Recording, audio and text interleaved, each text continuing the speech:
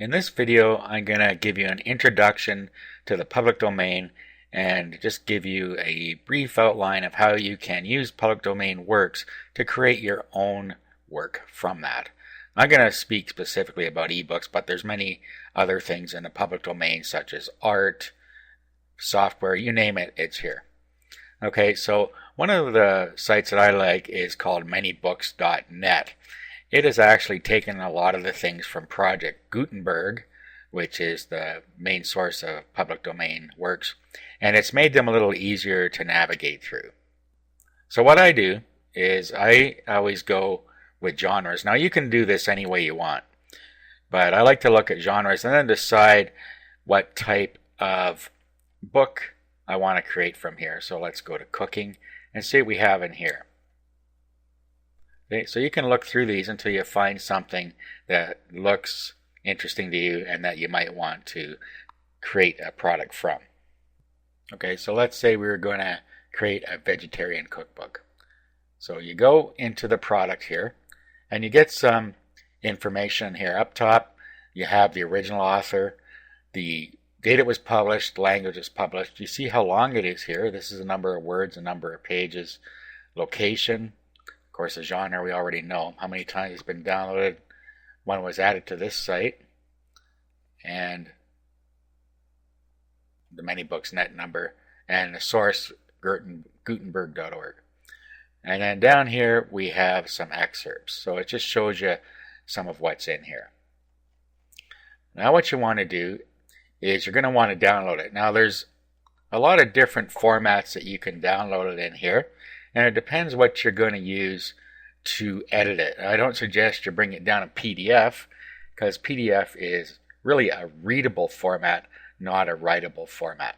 You're usually pretty safe with RTF, which is rich text format. It will open in any word processor. You can also bring it down in text file. So just decide how you want to bring it down. I'm going to bring it down in RTF, so I click on that. Now I click on download, and then I can download it to my computer.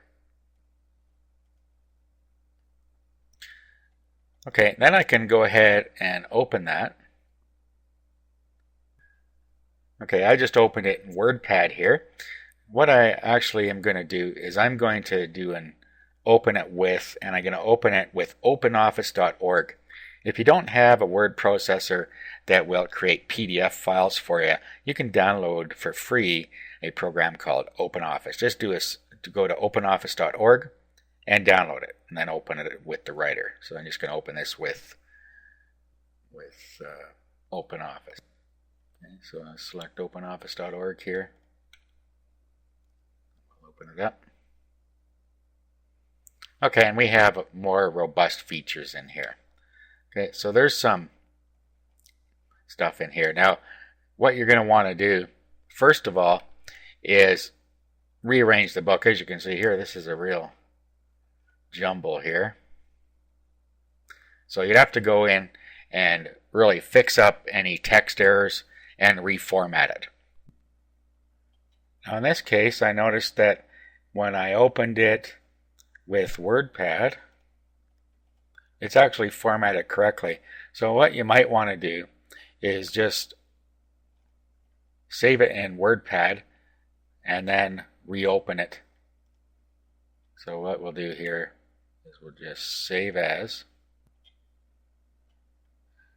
and then we'll just give it a different title here. So let's call it Cookbook.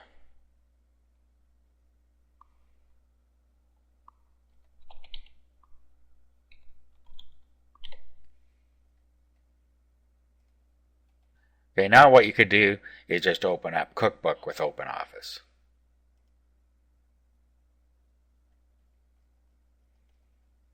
Okay, and as you can see, it has straightened out the formatting for us. So then we could continue with editing the ebook. Okay, so what you're going to want to do at this point is go through it, see if there's anything that you want to change. There likely is. And like language and stuff, for instance, is different now than it was in, say, 1906 or 15 or whenever this was made. So conversational language has changed since then. So you're probably going to want to go through, read this, and change anything to make it more modern.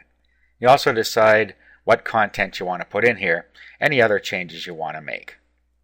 Then, of course, what you're going to want to do is have some graphics created. Okay, the graphics, you can put pictures in with the recipes, for instance. Need a graphic for the book, and you're going to need a graphic for the website you're going to sell it off, if you are in fact going to sell it off a website. And then, of course, you're going to need to make a table of contents. And once you've done that, what you're going to want to do is export it as a PDF file. So you do File, do Export as PDF, and then when you click Export, you'll have a PDF ready to sell.